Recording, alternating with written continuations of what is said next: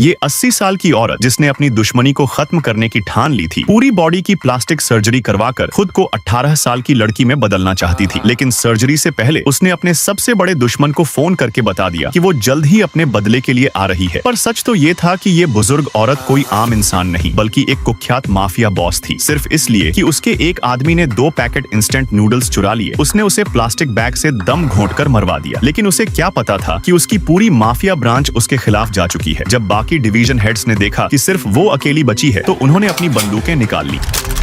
पर लीसा ने, जिसे धोखा मिलने की उम्मीद पहले से थी, बिना घबराए अपने हाथ से गोली मारने का इशारा किया। ये देखकर उसके लोग हंसने लगे। उन्हें लगा कि बुढ़ापे की वजह से अब वो पागल हो रही है। लेकिन अगले ही पल उनकी हंसी डर में बदल गई।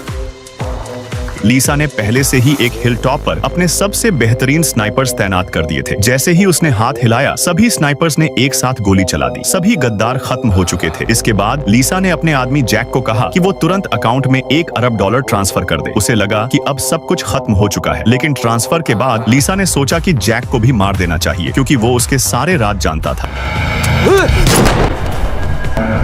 जब उसने जैक की लाश पानी में तैरती देखी तो संतोष की मुस्कान उसके चेहरे पर थी। पर वो नहीं जानती थी कि जैक पहले से समझ चुका था कि लीसा उसे मारने वाली है। इसलिए जब उसने पैसे ट्रांसफर किए तो उसने चुपचाप यू शील्ड बदल दिया और $1 अरब अपने ही अकाउंट में डाल दिए। लीसा के लिए असली झटका तब लगा जब उसे पता चला कि जैक मरा नहीं था। पानी में तैरती लाश बस उसका एक जाल था। जैक कार लेकर फरार हो गया। कहना पड़ेगा उसकी भागने की तरकीब वाकई कमाल की थी। अचानक कंप्यूटर से अजीब आवाज आई तो लीसा तेजी से उसकी ओर भागी। घबराहट में उसने यू शील्ड निकालकर अपना बैलेंस चेक किया, लेकिन वहां कुछ भी नहीं था। जब उसे एहसास हुआ कि जैक ने उसे धोखा दिया है तो उसने कसम खाई कि वो उसे जिंदा नहीं छोड़ेगी। लेकिन उसी वक्त जैक साउथ कोरिया में था, जहां वो खुद को लीसा की नजरों से बचाने के लिए पूरी बॉडी की प्लास्टिक सर्जरी करवा रहा था। अब उसका चेहरा ही नहीं, उसकी आवाज और कद काठी तक बदल चुकी थी। वो इतना बदल चुका था कि अगर उसकी माँ भी सामने आ जाए तो उसे पहचान नहीं पाएगी।